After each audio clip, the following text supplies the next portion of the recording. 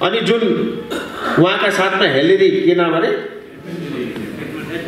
Admin Hillary, उहाँको नाम चाहिँ प्रसिद्ध छ। तर उहाँले त हेलेरीलाई त उहाँले त एउटा एसिस्टेन्ट जस्तो बनाएर पो लिएर जानुभएको त।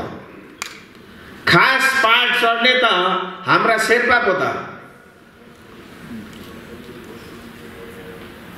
र म त्यसका लागि जे पनि गर्नुपर्छ अवश्य गर्छु। र पीपीएस भन्नुभयो, म भन्छु भारतको संविधान हामीहरूमाथि लागू हुनुपर्छ र भारतको संविधानको अन्तर्गत गोर्खा जातिले न्याय पाएको हुनुपर्छ। त्यसका लागि पनि मैले जे गर्नुपर्छ त म गर्छु अनि यतिकै छाड्दिनँ पनि। जात गोष्ठीको कुरा गर्नुभयो, यो मेरो संकल्प हो।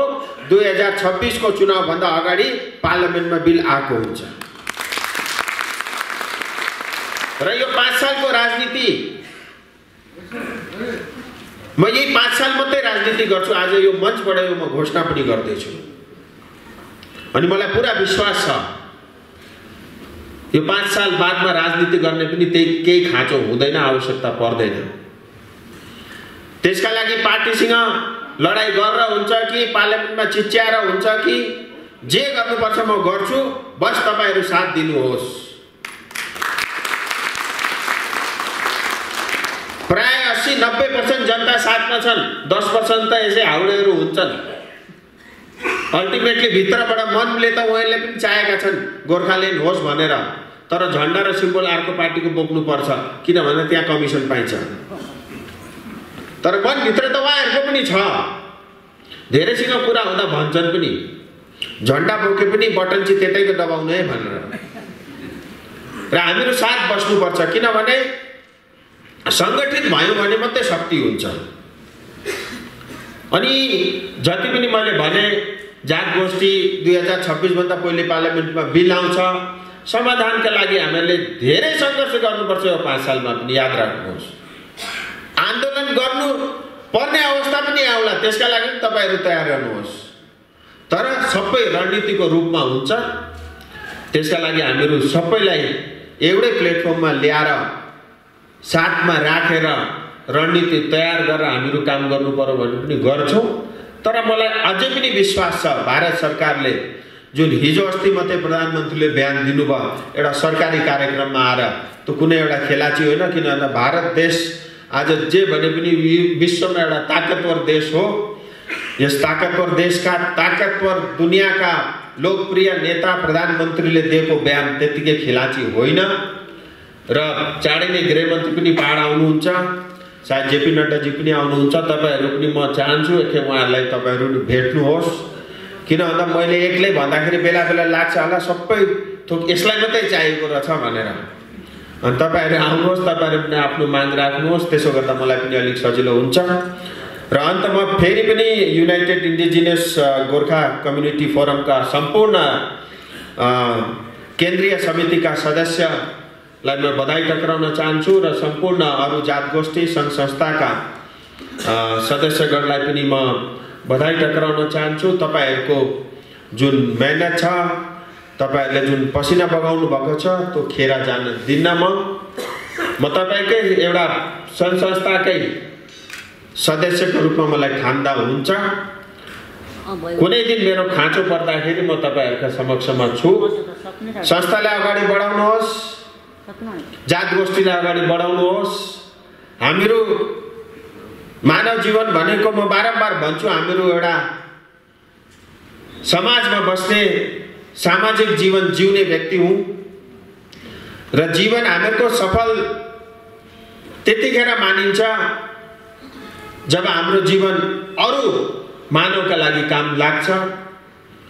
र यो हामीहरूको एउटा ठूलो उत्तरदायित्व पनि हो समाजको प्रति, आफ्नो माटोको प्रति, आफ्नो क्षेत्रको प्रति, आफ्नो मान्छेको प्रति। त्यसमा हामीले अगाडि बढाउनु पर्छ र यसरी नै तपाईहरु फल्नुहोस्, फुल्नुहोस्, अगाडि बढ्नुहोस्। म हर समय हरदम तपाईहरुका साथमा यसरी नै उभिएको हुन्छु। जय हिन्द, जय भारत, जय गोर्खा। पहली बात तो हमको ये समझना होगा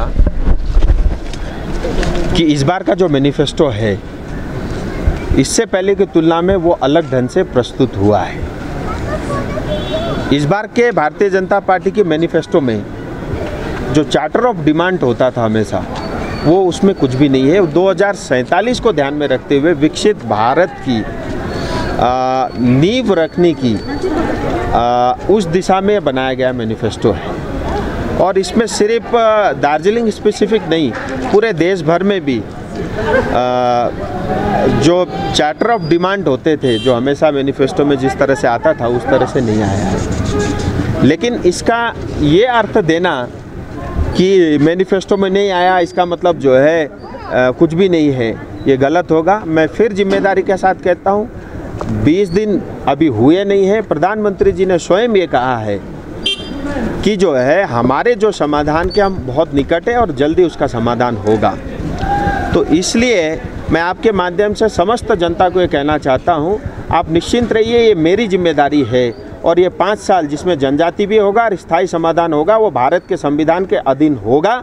और किसी में दम हो तो वो बता के दिखा दो। मैं फिर जिम्मेदारी के साथ कहता हूँ, जनता को भी ये प्रार्थना करता हूँ, बहुत सारे लोग जो इसी ताक में रहते हैं कि किसी तरह जो है भारतीय जनता पार्टी को या बीजेपी को बदनाम करें, वो बहुत प्रयास करेंगे, लेकिन फिर भी वो सफलता उनको नहीं मिलेगी। और इस बार का मैनिफेस्टो चार्टर ऑफ डिमांड के लेकर के नहीं है, वो विकसित भारत को ध्यान में रखते हुए उसमें महिलाओं की बात की, युवाओं की बात की, किसान की बात की और जो है श्रमिकों की बात की। इस तरह से अलग अलग हिस्सों में 2047 को ध्यान में रखते हुए बनाया हुआ मैनिफेस्टो है। आपने कहा है 2026 तक एससी स्टेटस का बिल आएगा, आप लाएंगे? मेरा राजनीति 2024 से 2029 ये आखिरी 5 साल मेरे राजनीति के होंगे, उसके बाद मैं राजनीति भी नहीं करूंगा। और 2026 से पहले जनजाति का बिल पार्लियामेंट में मैं पेश करूंगा, ये मेरा जनता से संकल्प है। और स्थायी समाधान चुनाव के तुरंत बाद एक कमेटी का गठन होगा, जिसमें हमारे राजनीतिक दल के सदस्य भी रहेंगे, कुछ इंटेलेक्चुअल लोग ऑलरेडी कुछ लोग जुड़े हुए हैं, कुछ और भी उसमें जुड़ेंगे, कुछ संविधान के ज्ञाता भी होंगे। उन सब को लेकर के और इन सब को लेकर के जो एक कमेटी का गठन होगा और उसमें वो काम करेगी, क्योंकि उनमें काम करने में उनको भी समय लगेगा। और मैं ऐसा मानता हूं कि 2026 पश्चिम बंगाल में भारतीय जनता पार्टी की सरकार आएगी और मैं कोशिश करूंगा कि 2026 से पहले जनजाति का दर्जा मिले और 26 के बाद भारत के संविधान के अंतर्गत जो बाबा साहब अम्बेडकर ने जो संविधान बनाया उसके अधीन हमको न्याय मिले। इससे पहले भी आपने एक बोला था कि यदि गोरखा के लिए कुछ नहीं होगा तो मैं रिजाइन दूंगा, तो कैसे? अच्छा है ना, गोरखा के लिए नहीं होगा तो मैं रिजाइन दूंगा, वो आप ठीक बोल रहे हैं। लेकिन अगर मुझे पता है हो रहा है और मैं नहीं रहूँगा तो शायद ना हो, इसलिए मुझे दोबारा राजनीति में आना पड़ा। और मैं कहता हूँ, पहली बार शायद मैं जो है मतलब एक इच्छा होती है लोगों की, लेकिन इच्छा से नहीं, इस बार जनता ने मुझे 4 लाख ज़्यादा वोट से जिताया। ये मेरी जिम्मेदारी बनती है, मेरा फ़र्ज़ है मेरे समाज के प्रति, इस क्षेत्र के प्रति, दार्जिलिंग तराई डूवर्स की जनता के प्रति, यहाँ रहने वाले गोरखा, राजवंशी, आदिवासी, बंगला भाषी, हिंदी भाषी, उन समुदाय के प्रति ये मेरी जिम्मेदारी है, इसलिए अपनी जिम्मेदारी को पूरा करूँगा।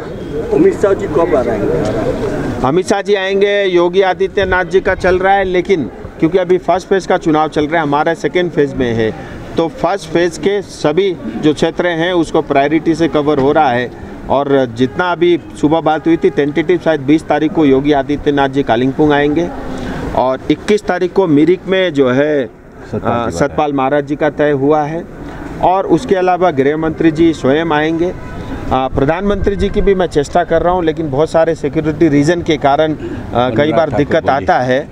और कल गोरुबथान में अनुराग ठाकुर जी आ रहे हैं और आज ही मेरी बात हुई है अपने अरुणाचल के जो है सांसद और मंत्री जो है किरण रिजिजू भी आएंगे और तमाम लोग हैं। अभी चल रहा है, मुझे लगता है 1-2 दिन में एग्जैक्ट डेट और नेता का नाम तय होगा। अगर 26 तक भी कुछ नहीं होगा तो फिर आप इलेक्शन में जाएंगे? 26 में बात करेंगे, नहीं इतना जल्दी आपको क्या है, अभी तो 2 साल पड़े हुए हैं, इसलिए निराश मत होइए, नेगेटिव मत सोचिए, सब अच्छा सोचिए, अच्छा ही होगा।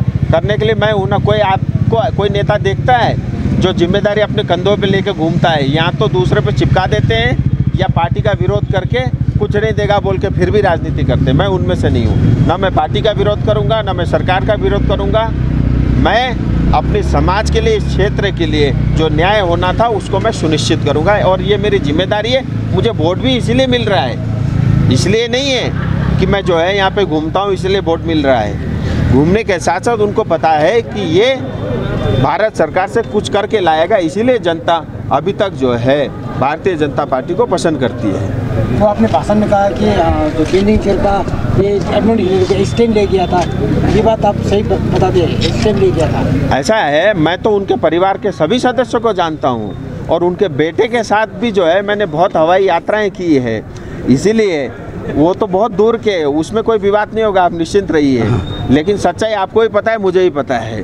और उनके साथ भी जो है अन्याय हुआ है और उनको जब अवार्ड देने के लिए बुलाया गया था तो उनको भेजा नहीं गया। अब किसने नहीं भेजा वो आपको ही पता है।